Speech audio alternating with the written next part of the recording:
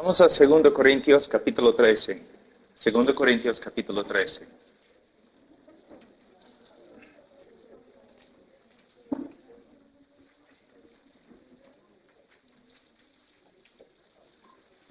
Nosotros sabemos que la iglesia acá, los Corintios, era una iglesia muy dotada. Muchos dones, conocimiento, pero muchas veces la iglesia no caminaba como una iglesia de Cristo. Los creyentes o las personas, los miembros de la iglesia, no se portaban como creyentes. En la primera carta, Pablo escribe a la iglesia reprendiendo a muchos hermanos, a muchas personas que estaban dentro de la iglesia. Se enojaron un poco con Pablo. Algunos profetas falsos habían entrado en la iglesia enseñando a todos que Pablo ni era un apóstol. Entonces Pablo escribe la segunda carta para arreglar las cosas con la iglesia. Pero todavía Pablo está preocupado por las personas que se reúnen en esta ciudad. ¿Por qué? Porque dicen que son creyentes, pero no están viviendo como creyentes. En el día de hoy es algo normal en el oeste, entre los evangélicos. En mi propio país, 65% de las personas se crean renacidos, cristianos. Pero nosotros, somos un país muy inmoral. En el día de hoy hemos bajado los estándares del Evangelio y hemos cambiado el Evangelio. Hemos reducido el Evangelio de Cristo a nada más que algunas leyes espirituales. ¿No? Hay personas que caminan en los Estados Unidos, Sudamérica, aquí en Europa, creyendo que son creyentes simplemente porque una vez en su vida tomaron una decisión, pero su vida nunca cambió. Nunca. Son personas bastante engañadas. Aquí hay como 100 personas. No soy profeta, ni hijo del profeta, de un profeta, pero te digo, hay personas acá esta noche que no conocen a Cristo. En un grupo de este tamaño siempre es así. Especialmente entre los jóvenes. Hay personas aquí que no son salvos. Y lo saben. Hay otros que se creen salvos, pero están engañados. Y hay creyentes de verdad acá. Bueno, yo no puedo mirar dentro del corazón de cada persona, pero de una forma no tengo que hacerlo. ¿Por qué? El creyente verdadero se conoce por sus frutos. Nosotros somos salvos solo por medio de la fe, no por las obras, solo por medio de la fe. Pero una persona que de verdad es cristiano, esta persona ha sido renacido. Dios ha hecho una obra sobrenatural en su vida. Cuando una persona viene a Cristo por medio de la fe, es el resultado de una obra sobrenatural de Dios. Es una obra tan natural como la misma creación, tan supernatural como la misma creación del universo. El hombre nace con un corazón corrupto, adámico, caído. El hombre nace con un corazón que aborrece a Dios. Pero Dios, a través de la predicación del Evangelio y la obra del Espíritu Santo, Dios puede cambiar el corazón de una persona. Pero esta persona con un corazón nuevo, un corazón cambiado, no solamente se arrepiente y no solamente cree, sino también sus afectos cambian. Antes de conocer a Cristo, una persona ama al pecado, pero después de conocer a Cristo, una persona aborrece el pecado. Antes de conocer a Cristo, una persona aborrece la justicia, pero después de conocer a Cristo, una persona ama la justicia. Tiene un cambio en su corazón.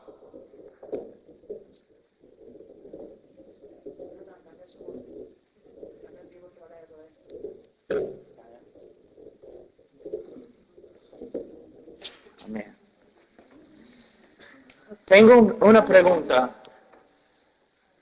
¿Tu corazón ha cambiado? ¿Amas la santidad? ¿Aborreces el pecado? ¿Te estás alejando más y más del mundo y acercándote más y más a Dios? Mira lo que Pablo dice. Si alguno está en Cristo, nueva criatura es. Si no eres una nueva criatura, no eres creyente.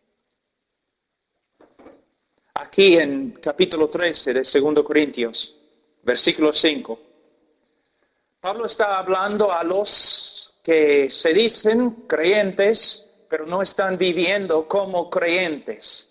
Mira lo que él dice. Examinaos a vosotros mismos si estáis en la fe. Probaos a vosotros mismos.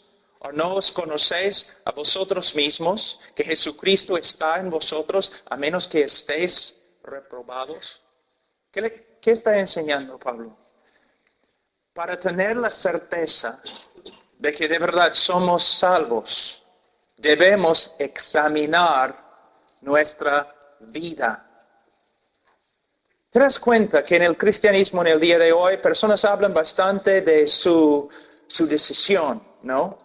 Yo tomé mi decisión, yo hice una decisión, yo oré, yo recibí a Cristo, yo levanté mi mano, Cristo me ha salvado. Pero Pablo aquí dice que para tener la certeza de nuestra salvación, la seguridad de nuestra salvación, debemos examinar nuestro estilo de vida. Pero ¿cómo vamos a hacerlo?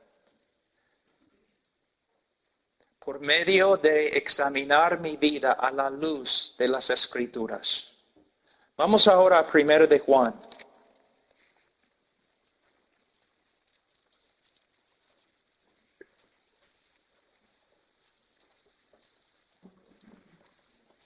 Primera de Juan, capítulo 5. Versículo 13. Primera de Juan 5, versículo 13. Estas cosas os he escrito a vosotros que creéis en el nombre del Hijo de Dios, para que sepáis que tenéis vida eterna y para que creáis en el nombre del Hijo de Dios. Estas cosas. Cuando esta frase se refiere a todo el libro de Primera de Juan. Y si estudiamos cuidadosamente el libro, esta carta, encontramos que esta carta consiste de varias pruebas. Y que cada creyente debe examinarse a la luz de lo que Juan ha dicho acá. Él nos da algunas de las características más importantes de una persona que de verdad es cristiana. Y debemos comparar nuestro estilo, nuestra manera de vivir con lo que Pablo ha escrito acá. Y si vemos contradicciones, debemos tener miedo. De nuevo, yo no conozco a ustedes, pero en un grupo de ese tamaño, yo sé. Algunos de ustedes van a la iglesia. Aún saben cómo hablar como creyente. Pero cuando no estás en la iglesia, cuando estás con tus amigos, cuando estás a solas, tú no vives como creyente.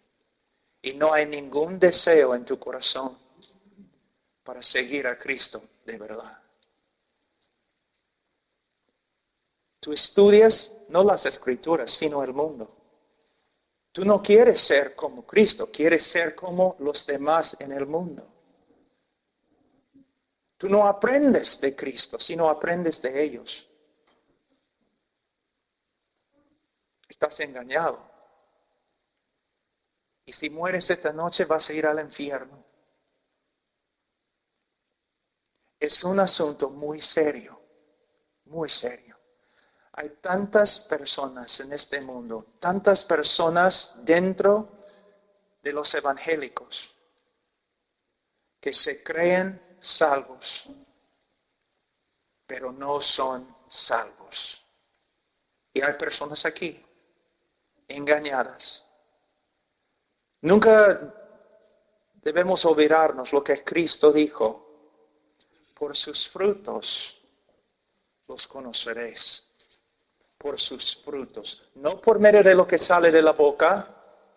No por medio de su confesión. Porque muchos van a acercarse a Cristo en el día de juicio y van a decir, Señor, Señor. Y el Señor va a decir, apártense de mí.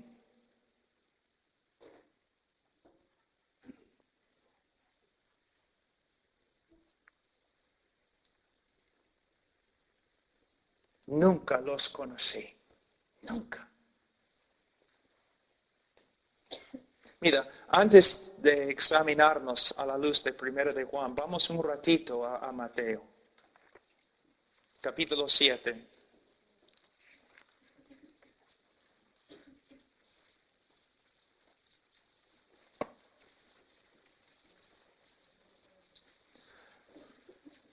Mira, todos sabemos que Cristo era una persona llena del amor de Dios. Él amaba a los pecadores más que nadie. Ninguna persona puede acusar a Cristo de no tener amor en su corazón. Cristo vino a este mundo porque Él amó al mundo. Él murió por el mundo. Pero mira lo que dice. Él nos dice palabras bien fuertes. Bien fuertes. Él dice en versículo 13 de capítulo 7, entrad por la puerta estrecha, porque ancha es la puerta, espacioso el camino que lleva a la perdición. Mira, a la perdición. ¿Sabe qué? Casi si no fuera por las enseñanzas de Jesucristo, casi no tendríamos ninguna información acerca del infierno. Si estudias el Antiguo Testamento, casi no habla del infierno. Las epístolas de los apóstoles no hablan mucho del infierno. Casi toda la enseñanza que tenemos en la Biblia acerca del infierno proviene de Cristo Jesús. ¿Te das cuenta? A veces personas hablan mal de mí diciendo, habla del infierno bastante. Cristo habló del infierno más que del cielo. Cristo habló del infierno más que los apóstoles y los profetas, más que todos los demás en las Escrituras juntos. Yo no puedo decir que les amo si no les digo la verdad. Que no les digo que algunos de ustedes están en peligro. Un peligro grave, irrevocable. Un peligro eterno. Él dice, entrar por la puerta estrecha, porque ancha es la puerta y espacioso el camino que lleva a la perdición. Y mira, y muchos son los que entran por ella. Porque estrecha es la puerta y angosto el camino que lleva a la vida, y pocos son los que la hallan. ¿Qué está enseñándonos? ¿Está enseñándonos que podemos ser salvos por medio de las obras? No. ¿Podemos ser salvos por medio de nuestra manera de vivir? No. Jesús claramente enseñaba que el hombre puede ser salvo solamente por medio de la fe. Pero aquí Él está enseñándonos algo muy importante. Los resultados de una fe verdadera. Una persona que de verdad ha creído en Cristo para la salvación, no va a caminar en este camino espacioso, sino va a caminar en un camino bien marcado por la voluntad de Dios, por la palabra de Dios. En el día de hoy yo veo un problema muy grande.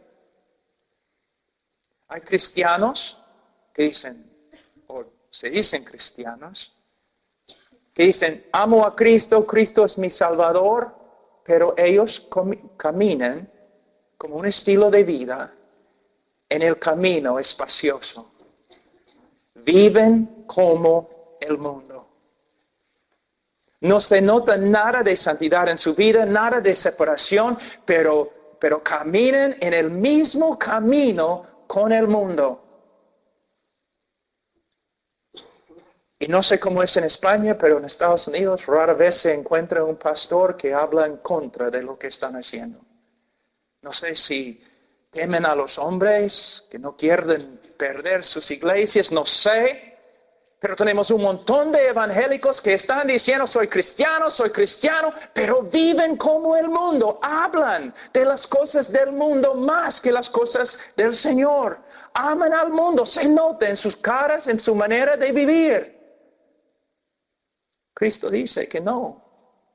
Una de las evidencias de que de verdad has creído en Él es que no vas a caminar como el mundo, sino que poco a poco Él te va a cambiar, te va a transformar.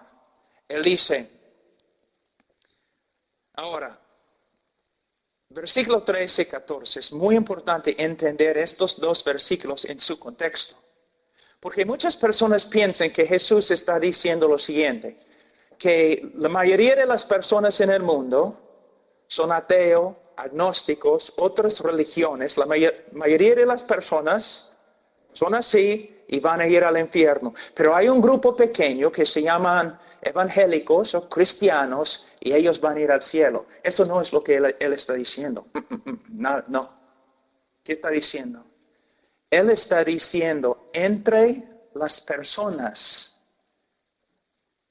que se dicen cristianos, entre las personas que confiesen mi nombre diciendo, Señor, Señor, entre este grupo, pocos van a encontrar el camino de vida. Yo puedo probar qué es lo que dice. Mira, estamos aquí, capítulo 7, mira lo que dice en 21. No todo el que me dice, Señor, Señor, entrará en el reino de los cielos, sino el que hace la voluntad de mi Padre que está en los cielos. No, mira, en hebreo, cuando quieres enfatizar algo, solamente repites la misma palabra. Por ejemplo, en Isaías 6, Dios es santo, santo, santo. Aquí, mira lo que está diciendo. No todo el que me dice, Señor, Señor. Cristo está diciendo, no todas las personas que enfáticamente claman, soy el Señor. Entre ellos, muchos no van a ser salvos. Los que confiesen que Cristo es el Señor, muchos de ellos no van a ser salvos. ¿Tu confesión de fe, quieres saber lo que vale? 0. Si solamente tienes una confesión de fe, tu confesión de fe no tiene ningún valor. Porque mira lo que dice. No todo el que me dice Señor, Señor entra en el reino de los cielos, sino el que hace la voluntad de mi Padre que está en los cielos. ¿Haces la voluntad del Padre? De nuevo, tenemos que preguntarnos algo. ¿Él está hablando de salvación por medio de las obras? No, Él está diciendo lo mismo como Santiago, en el libro de Santiago. Que si una persona de verdad cree en Cristo y tiene una confesión verdadera, se va a manifestar en su manera de vivir. Su estilo de vida va a reflejar obediencia a la voluntad del Padre. Mira lo que dice En 22, muchos me dirán en aquel día, Señor, Señor, ¿no profetizamos en tu nombre echamos fuera demonios, en tu nombre hicimos muchos milagros? Versículo 23, mira lo que dice. Entonces les declararé, nunca os conocí. Tú dices que tú conoces a Cristo. Está bien. ¿Cristo te conoce? Si yo voy a la Casa Blanca esta noche y digo, quiero entrar, ellos no van a permitir que yo entre. Si digo, bueno, pero yo conozco Barack Obama, yo lo conozco, todavía no voy a entrar. Pero si Barack Obama sale de la Casa Blanca y dice, yo conozco a Pablo Washer, yo voy a entrar. Tú puedes decir todo el día que tú conoces a Cristo, pero ¿Cristo te conoce? Y mira lo que dice. Entonces les declararé, nunca os conocí. Escucha, apartaos de mí, hacedores de maldad. Esta palabra proviene de una palabra griega que es muy importante. Anamas. A significa no.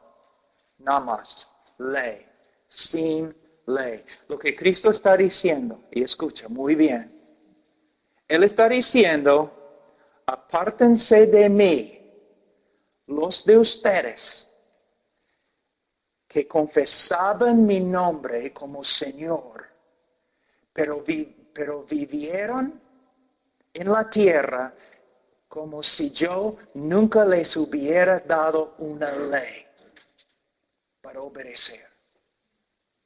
Muchos de ustedes, soy cristiano, pero ni saben lo que son las leyes de Cristo. No les importa. De verdad, no les importa. Cristo está diciendo, tú dices que eres mi discípulo, pero tú vives como si nunca te hubiera dado una ley para obedecer. Tú vives como quieres. Tú haces todo conforme a tus pensamientos. Todo conforme a la carne, todo conforme a lo que el mundo está haciendo, tú haces lo mismo, pero dices que yo soy tu Señor. Es una mentira, apártate de mí. Algunos de ustedes en este cuarto, si mueren ahora, van a escuchar lo mismo. Porque tienen una fe que no produce ningún fruto.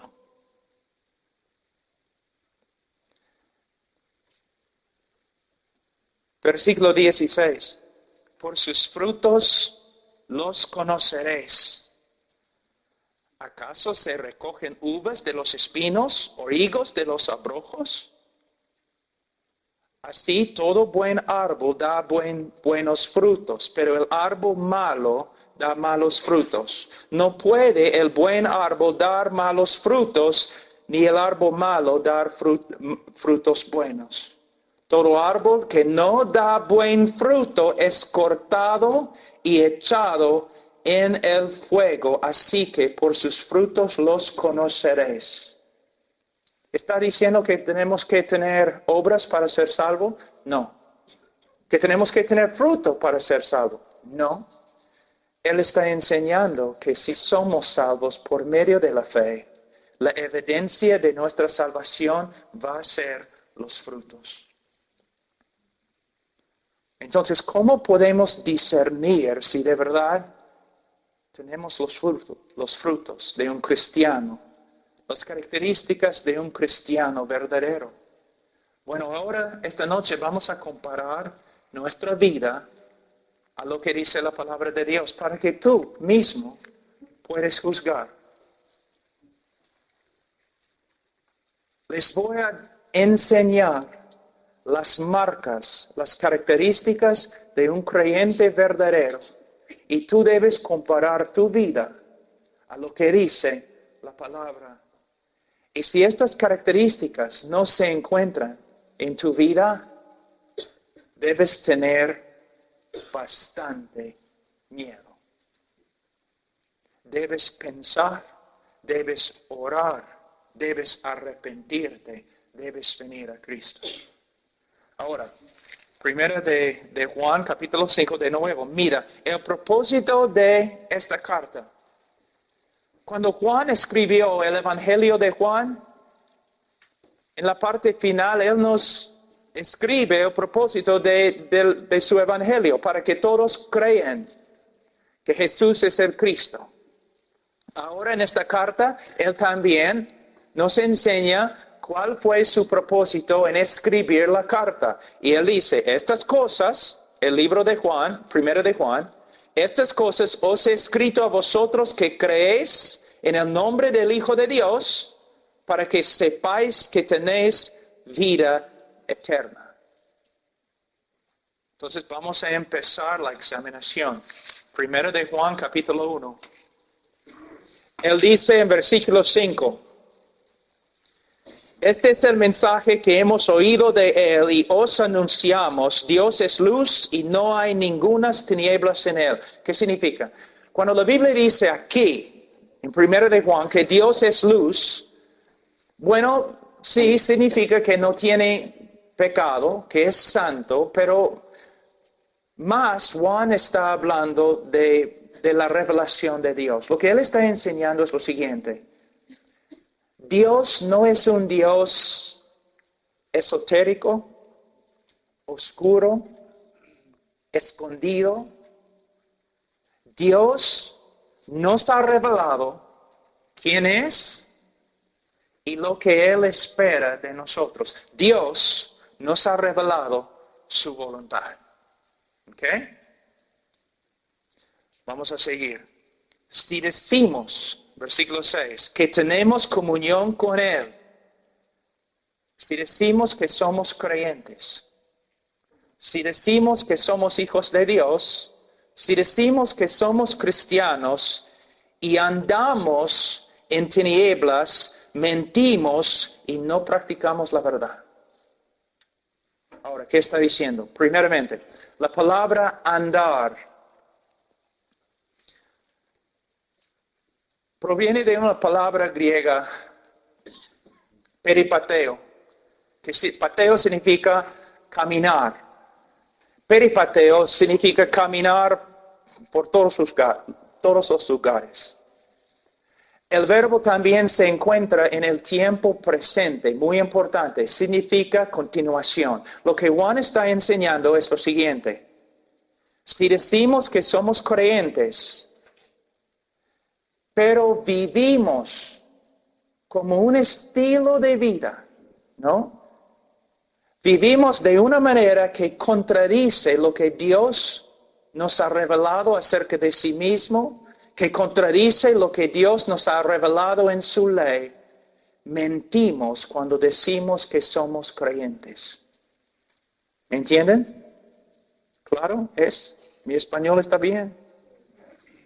Si decimos que somos creyentes, pero nuestro estilo de vida contradice lo que Dios nos ha mostrado acerca de sí mismo y acerca de su voluntad, mentimos cuando decimos que somos creyentes. Ahora, hay que entender este pasaje.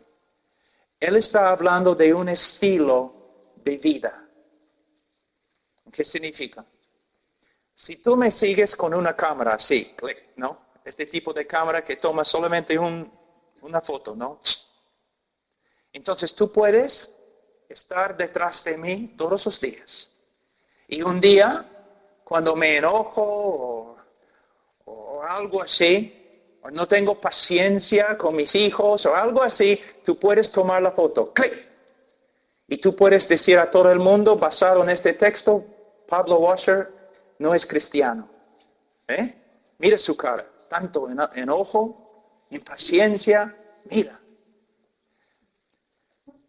Pero no sería la verdad. No es una evidencia buena de verdad cómo soy. Has tomado solamente una foto. Pero si tú me sigues un año, 24 horas al día con una cámara de video, entonces vas a ver no un momento en mi vida, sino un estilo de vida. Y en este año aunque soy creyente, vas a ver que sí, fallo, peco, tengo que luchar contra el pecado, vas a ver eso. Pero en mi estilo de vida vas a ver un hombre diferente que un mundano. Un hombre que vive conforme a la voluntad de Dios, con su estilo de vida. No perfectamente, no. Todos nosotros pecamos, pero vas a ver un cambio. Si comparas mi vida con la vida de un incrédulo, vas a ver una diferencia muy grande. Eso es lo que él está diciendo. Si estudias, examinas toda tu vida, tu estilo de vida, y tu estilo de vida diariamente, 1 año, 2 años, 3 años, tu estilo de vida contradice lo que Dios nos ha revelado acerca de sí mismo, su carácter y su voluntad, entonces debes tener miedo. Ahora, si alguien examina tu vida 1 año, simplemente observándote, va a haber una persona que se nota, desea vivir conforme a la voluntad de Dios, o va a haber una persona cuya vida contradice todo lo que Dios nos ha revelado acerca de sí mismo y su voluntad. ¿Tu estilo de vida ha cambiado? Es una buena pregunta. Una buena pregunta. ¿Tu estilo de vida ha cambiado? ¿Tu estilo de vida está cambiando todavía? ¿El Señor está obrando en tu vida, cambiándote más y más cada año, transformándote? Si no, debes tener miedo. La segunda prueba. Capítulo 1, versículo 8. Si decimos que no tenemos pecado, nos engañamos a nosotros mismos y la verdad no está en nosotros. Si no reconocemos que tenemos pecado, no somos creyentes. Y él dice en 9, si confesamos nuestros pecados, Él es fiel y justo para perdonarnos nuestros pecados y limpiarnos de toda maldad. Si decimos que no hemos pecado, le hacemos a Él mentiroso y su palabra no está en nosotros. ¿Qué está enseñándonos el apóstol? Bueno, lo siguiente. La primera característica en versículos 5 a 7. El creyente verdadero va a vivir un estilo de vida que poco a poco se conforma más y más a lo que Dios nos ha revelado acerca de sí mismo y acerca de su voluntad. La segunda característica de un creyente verdadero es, él va a reconocer el pecado en su vida.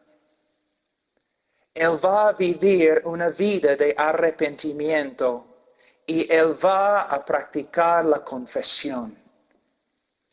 Un creyente es una persona de una forma quebrantada, que siempre está reconociendo sus fallas, arrepintiéndose de sus fallas y confesando sus fallas a Dios y aún a los hermanos. Es una persona que puede discernir cuando peca. Ahora, es interesante. No sé cómo ustedes hacen aquí en España, pero en los Estados Unidos cuando estoy predicando, de vez en cuando el Espíritu Santo comienza a obrar.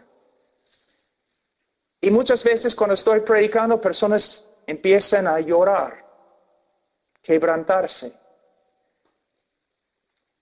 Algo interesante. Cuando el Espíritu se mueve así entre los que se dicen cristianos, es interesante que las personas más santas, más dedicadas en la iglesia, son las personas que se quebrantan llorando con respecto a su pecado.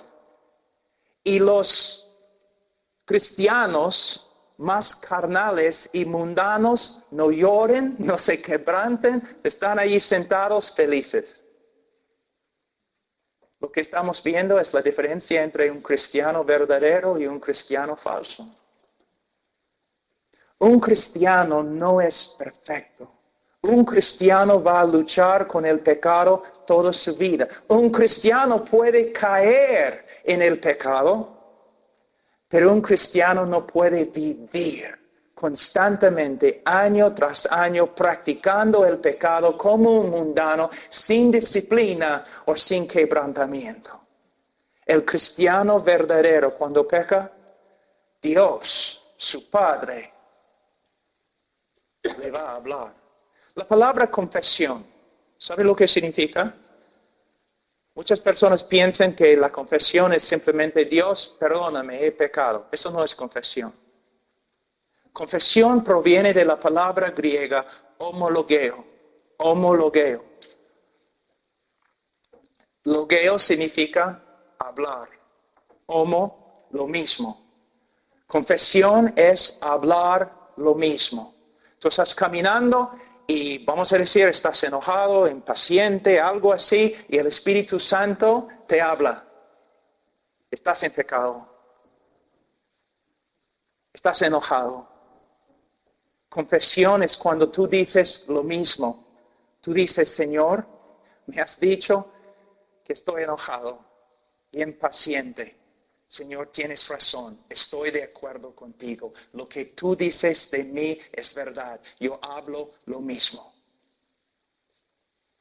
Yo he pecado. Yo estaba enojado. Perdóname. Esta es confesión. Un creyente, su vida no está marcada por la perfección. Jamás. Pero sí está marcada su vida por una manera de vivir que es diferente que el mundo y tiene una relación diferente con el pecado. Cuando una persona viene a mí diciendo, Pablo, tengo una nueva relación con el Señor, yo siempre digo, ¿y tienes una nueva relación con el pecado? Porque si no tienes una nueva relación con el pecado, no tienes una nueva relación con el Señor.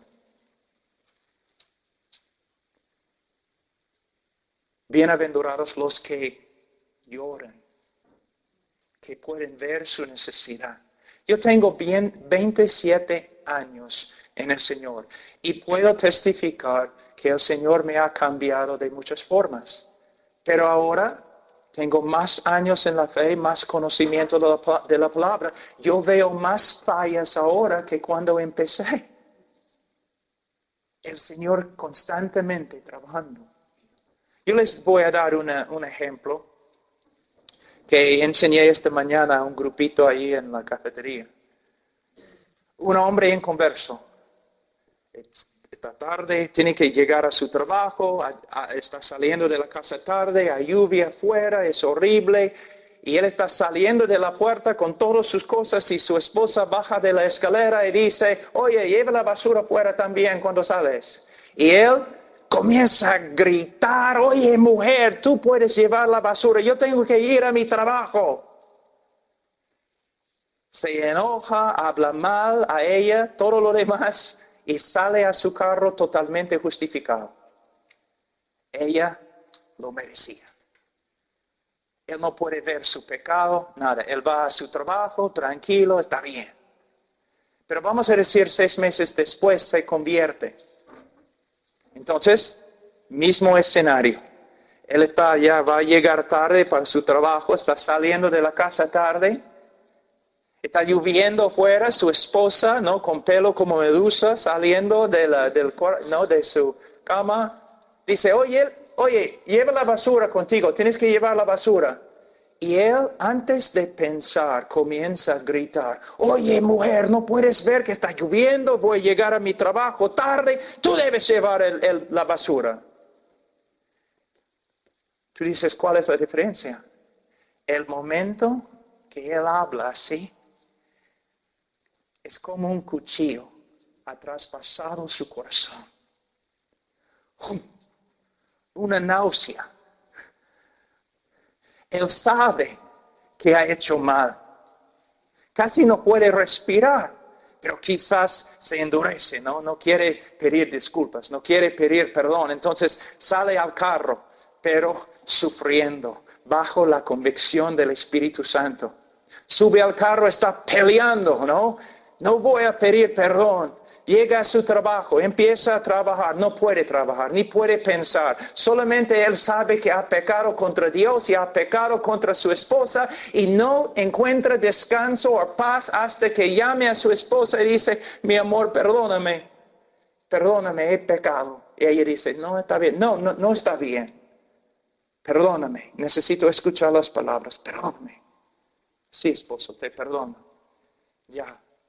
Y de ahí se pone de rodillas al lado de su escritorio, Señor, perdóname, he pecado. Es la diferencia entre un creyente y un incrédulo. Su vida está marcada por confesión, quebrantamiento. Pero hay una cosa muy importante.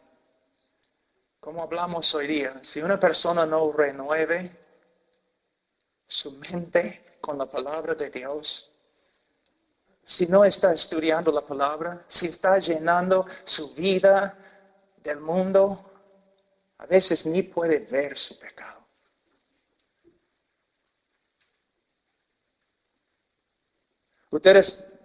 Algunos de ustedes sí, pero la mayoría no sabe cuán difícil es predicar. Aún predicando, a veces digo algo y el momento que lo digo, yo sé que estaba mal. Y mientras estoy predicando, tengo que pedir perdón. Y a veces tengo que dejar de predicar un ratito y pedir perdón de la congregación. A veces mis hijos, nosotros homeschool, estoy enseñando a mis hijos la matemática y después de 15 minutos mi hijo todavía no puede resolver el problema y estoy ahí impaciente. Y tengo que decir, oye hijo, he pecado contra ti, perdóname. Te perdono, papá. Ya, entonces voy a ponerme de rodillas acá. Señor, perdóname por mi impaciencia. El creyente peca, el creyente no puede vivir con su pecado. Porque el Espíritu Santo es fiel. Y Dios es un Padre muy, muy bueno que disciplina a sus hijos. Y la Biblia dice, si tú te dices cristiano, pero Dios no te disciplina, no eres cristiano. Una de las marcas más grandes del amor de Dios es que nos disciplina y no permite que nosotros, sus hijos, andemos en pecado. Ahora, otra prueba.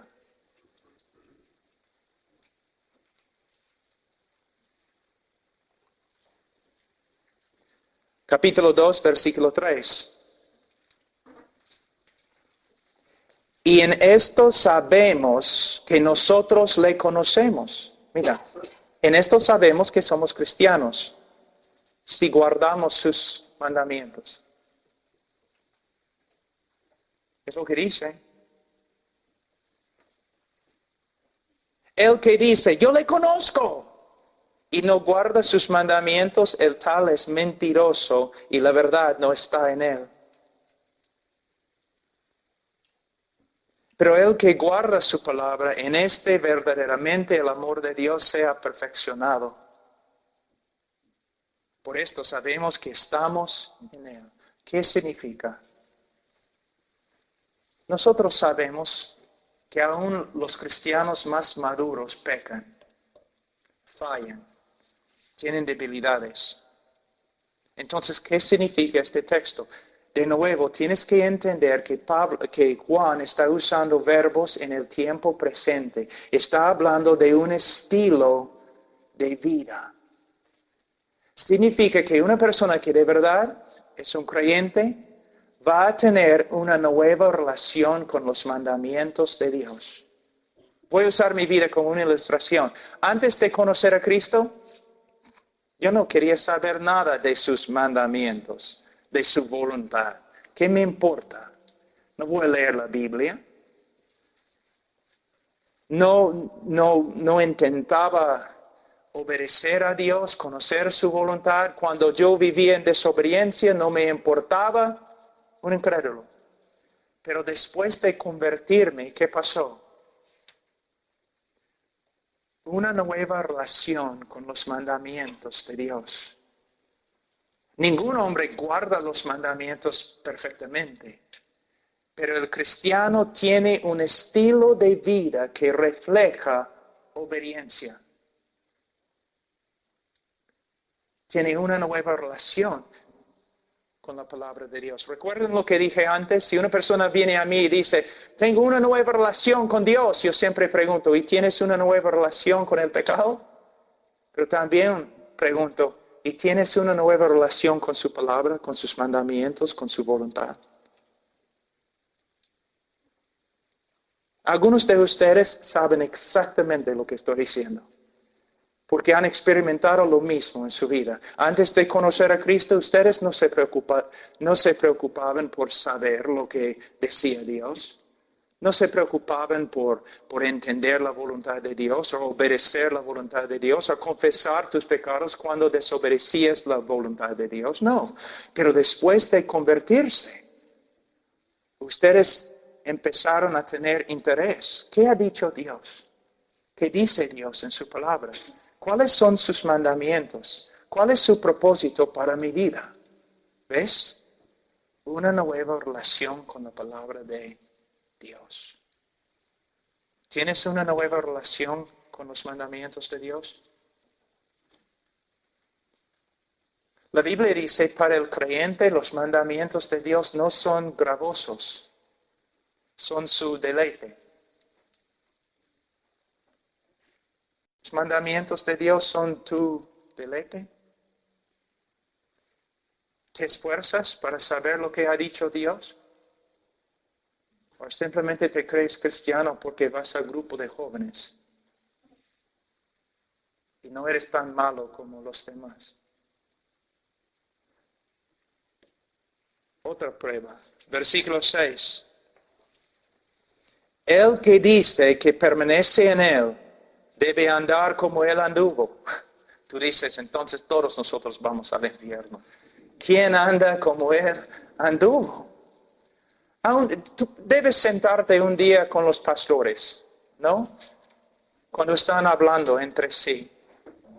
Sí, pueden contar los pastores de sus victorias. Nos sentamos ahí como el Señor ha hecho esto, el Señor me ha cambiado. Pero también los pastores dicen, mira hermanos, oren por mí, porque todavía, caramba, no soy como debo ser. Entonces, ¿qué significa este texto? Si ni aun los pastores andan como Cristo siempre, entonces, ¿qué significa este texto?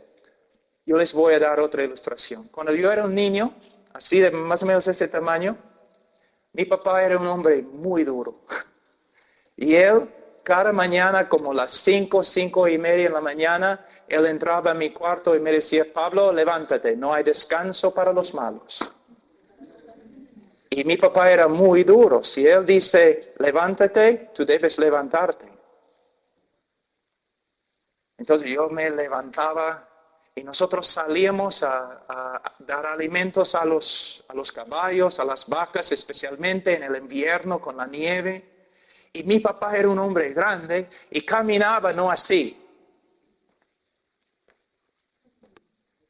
Y yo como un niño, yo quería ser igual, como mi papá, ¿no? Entonces yo tenía un balde así con agua, llevando agua a los caballos, y mi papá, yo estaba tratando de caminar como él. Como una araña borracha, no, cayéndome y todo lo demás. Pero mira, una persona viendo eso podría haberse burlado. Pero no había duda que había un niño que quería caminar como su papá. Se notaba. A pesar de su debilidad, a pesar de sus fallas, viendo la vida de este niño, no había ninguna duda. El niño quería ser como su papá. Es lo que significa este texto. Cuando una persona ve el estilo de tu vida. Esta persona va a decir, mira, esta persona, a pesar de sus fallas y todo lo demás, esta persona se nota. Él quiere ser como Cristo. Él quiere andar como Cristo. Él quiere reflejar la misma vida de Cristo. ¿Pueden ver esto en ti? Una pasión, un deseo de vivir, de caminar como Cristo. O simplemente van a ver una persona como cualquier otra persona mundana, incrédula.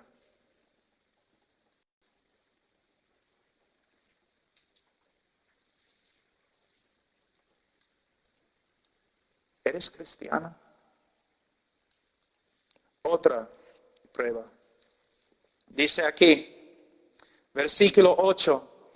Sin embargo, os escribo un mandamiento nuevo que es verdadero en él y en vosotros, porque las tinieblas van pasando y la luz verdadera ya alumbra. El que dice que está en la luz, el que dice que es creyente y aborrece a su hermano, está todavía en tinieblas. El que ama a su hermano permanece en la luz y en él no hay tropiezo. Ahora, ¿quién es el hermano? Bueno, hermano aquí no se refiere a una persona de otra raza.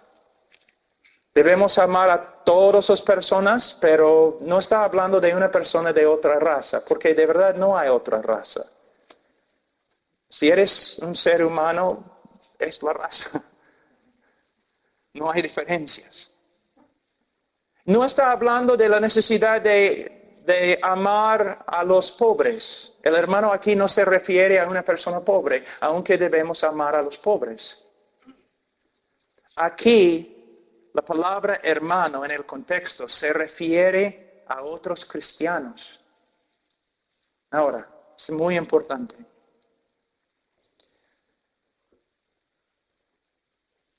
¿Buscas comunión con otros cristianos para hablar de Cristo? ¿Buscas ser siervo a otros cristianos en el nombre de Cristo? Yo tengo que tener cuidado aquí porque muchas veces los jóvenes en los grupos en la iglesia, grupo de jóvenes, los jóvenes quieren salir juntos y todo, pero casi nunca hablan de Cristo. El momento que el servicio se acaba, salen a tomar un Coca-Cola o algo así, comer algo, pero no para hablar más de Cristo o la Escritura. ¿Tú hablas de Cristo solamente cuando estás en un grupo de jóvenes y tienes que hablar de Cristo? ¿Sales con tus amigos simplemente para conversar acerca de Cristo o la Biblia? ¿Quieres estar con otros cristianos muy dedicados para aprender de ellos?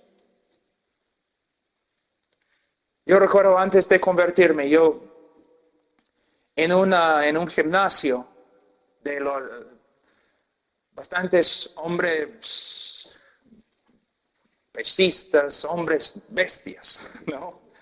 Y otro lado de la calle, una calle pequeña. Otro lado de la calle había una iglesia, la primera bautista de Brookport, recuerdo. Y cada miércoles en la noche, como a las 6:30, los hermanitos comenzaron a llegar a la iglesia. Yo siempre bajaba todas las ventanas y subía el volumen de la música en el gimnasio con mi canción favorito, Highway to Hell, AC/DC. Solamente para fastidiar a los hermanitos. Sí. Yo no amaba a los creyentes. Yo me burlaba de los creyentes. Yo fastidiaba a los creyentes. Pero el día que el Señor me salvó, mis afectos cambiaron. Yo quería estar con creyentes. Hablando de Cristo, comunión, compañerismo, ir a la iglesia, escuchar los sermones del pastor, una persona diferente.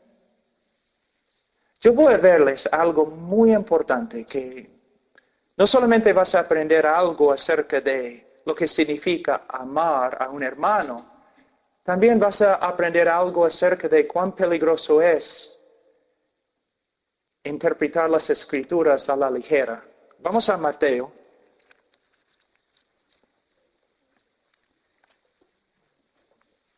Capítulo 25.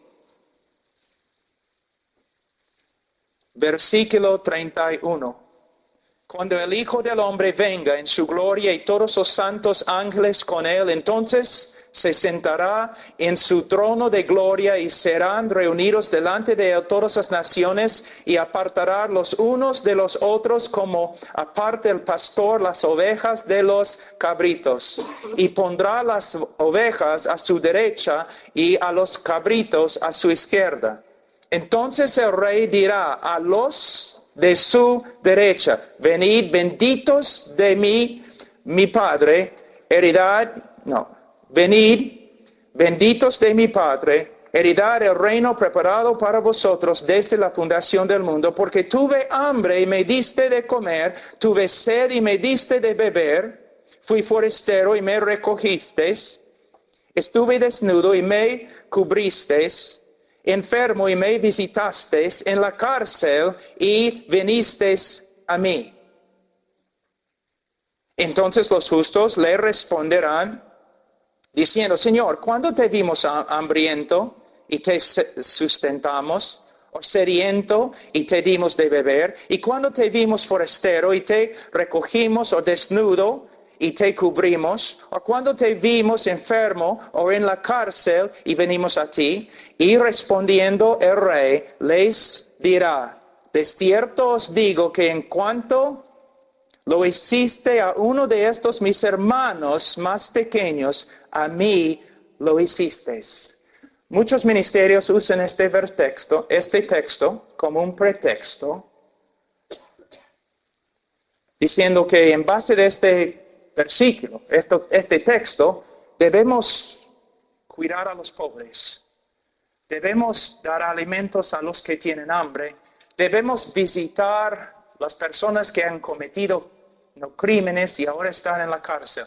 Mira, debemos hacer esas cosas, pero no es lo que este texto está enseñando. Jesús no está diciendo: mira, yo era un ladrón en la cárcel y me visitaste. Él no está diciendo: yo era un asesino en la cárcel y me visitaste. No. No. Él está hablando de una cosa completamente diferente. ¿Ves? Siempre tú has escuchado el texto interpretado así, ¿no es cierto? Pero lo que él está enseñando es algo completamente diferente. En la época de los primeros 3 siglos de la iglesia tenía que esconderse en Roma, porque era ilegal ser creyente. Entonces vamos a decir que nosotros somos creyentes como 20 y nosotros salimos al bosque para tener un servicio. Y como medianoche terminamos el servicio y cada uno de nosotros va por su camino a su casa. Y tú vas a tu cama, llegaste a la casa bien, estás durmiendo y de repente alguien toca a la puerta. Tú te levantas y es uno de los miembros de la iglesia. Oye, mira, cuando terminamos el servicio, 2 hermanos que estaban caminando por otro lado, los romanos los han capturado y ahora están en la cárcel. En esta época, si una persona estaba en la cárcel, no recibía comida, ni agua, ni ropa, ni medicina. Si los hermanos fueron capturados, probablemente los romanos los golpearon bien feo, quizás aún con un látigo, y están en la cárcel ahora, quizás al punto de morir, no tienen ropa, no tienen medicina, están sufriendo y necesitan comida y agua. Entonces los hermanos se reúnen de nuevo, como a las 4 de la mañana. Tenemos que hacer algo, los hermanos van a morir. Y un joven en la iglesia cristiana dice: yo voy. Y el anciano dice, está bien, joven, pero tienes que saber algo. Si tú llevas la comida y la medicina y la ropa a nuestros hermanos en la cárcel, los romanos también van a ver que tú eres creyente y probablemente te van a capturar también. Jesús está diciendo, el verdadero cristiano va a ir a la cárcel, va a llevar las cosas, va a arriesgar su vida, porque su amor es tan grande para sus hermanos, así es sus hermanos. Es lo que Jesús está enseñando, que una de las evidencias más grandes de un cristianismo verdadero es que amas a los demás creyentes. Y tienes la buena voluntad de servir a los creyentes, aunque te cueste tu vida. ¿Puedes ver cómo puedes malinterpretar un texto?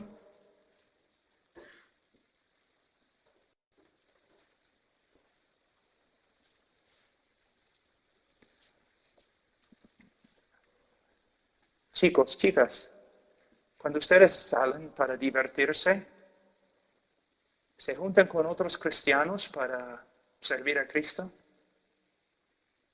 ¿Para servirse el uno al otro? ¿Para hablar de Cristo? ¿Qué hacen? A veces se juntan jóvenes una noche en la casa de alguien solamente para tener un tiempo de adoración. Salen juntos a testificar. Vas a la casa de un hermano quizás enfermo. ¿Ves? Una de las evidencias más grandes del cristianismo verdadero es que amas y sirves a los hermanos. Vamos, tenemos tiempo para una prueba más, creo. Vamos a...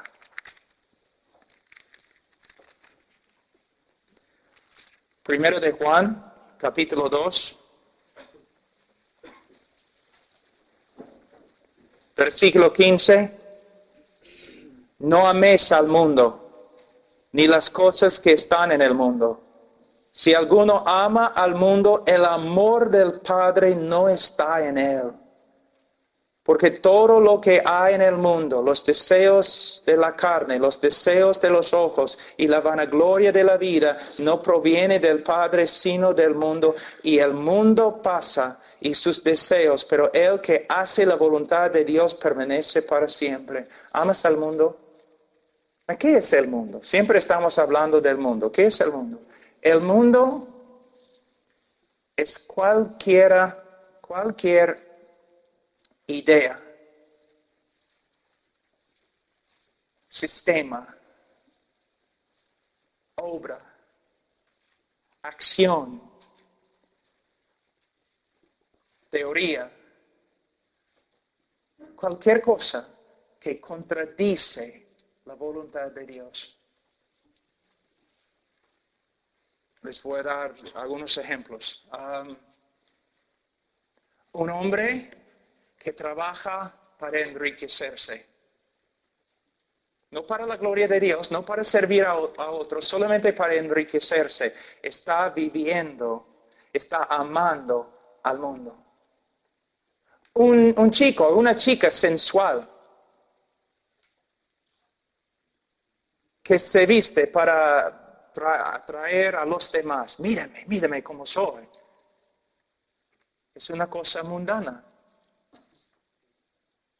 Orgullo. Independencia. Buscando fama. Es el mundo. Casi todo, miren solamente las personas fuera de la iglesia y algunos dentro de la iglesia. ¿Están buscando a Cristo? ¿Están buscando las cosas eternas? No, están buscando las cosas del mundo, el materialismo. Jóvenes, la generación, creo que venía antes de ustedes, sufría, ¿no? Pero la generación de ustedes es una generación materialista. Quiere cosas, una vida fácil. El mundo. Amas al mundo. Algo muy importante en versículo 17. El mundo pasa. Esta palabra, en griego, su voz es, ¿cómo se dice en castellano? Middle voice. Voz media. O es un verbo con voz pasiva. Que el mundo pasa puede significar que simplemente el mundo está pasando. Pero podemos traducir este texto que el mundo, que alguien está detrás del mundo, empujando al mundo para que se pase. Y esta persona es Dios. Dios está detrás, moviendo el mundo a su destino final, la destrucción. Él está empujando con su soberanía al mundo. Y si estás viviendo para las cosas de este mundo, estás viviendo para cosas que no van a permanecer. Como dije ayer, tu juventud, ya, 5 o 6 años más, chao. Tu fuerza, tu belleza, chao. Bienvenido al club de los ancianos. Así.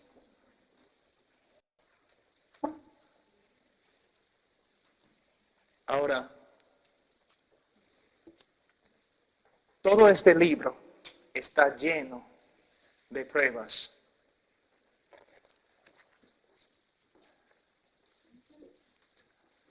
Algunos de ustedes tienen que despertarse. Están jugando con el cristianismo. Se dicen creyentes, viven como mundanos, con deseos de un mundano. Estoy hablando de ti, arrepiéntate y cree en el Señor Jesucristo y serás salvo. O quizás hay algunos cristianos, pero de verdad son cristianos, se nota por su fruto, pero están comenzando a extraviarse un poco. Tiene más años ahora, está viendo el mundo está llamando. Cristiano, ten cuidado. Debes dejar al mundo a un lado y volver a tu Padre y caminar a su lado. ¿Dónde estás esta noche? ¿Creyente? Incrédulo. Tú dices, bueno, pero tú no puedes juzgar mi corazón. He demostrado que no tengo que juzgar tu corazón. Solamente tengo que observar tu vida.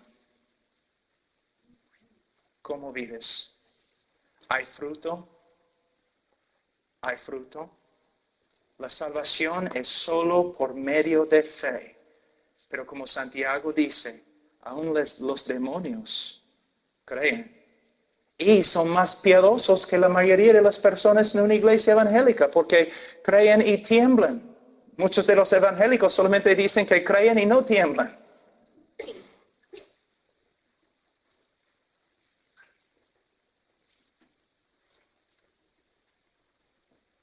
A veces el Señor manda a una persona para que hable contigo. Y muchas veces una persona no elocuente, una persona que ni puede usar bien tu idioma. Pero sin embargo, el Señor te está hablando esta noche. ¿Qué vas a hacer con Cristo? Vamos a orar. Padre Santo, Señor, yo oro por estos jóvenes. Yo sé que hay jóvenes aquí, Señor, que te aman. Hablando hoy día con varios jóvenes, Señor, aún yo podía notar el amor de Cristo en ellos. Pero, Señor, no he hablado con todos. Y yo sé, Señor, en un grupo de este tamaño, Siempre hay personas que confiesan tu nombre, pero tú no los conoces. Oh Señor, que esta noche el Espíritu Santo, que Él les muestre su pecado y su necesidad de Cristo. Que esta noche sea su noche de salvación. Señor, obra aquí. Y Señor, si hay hijos tuyos extraviándose, Señor,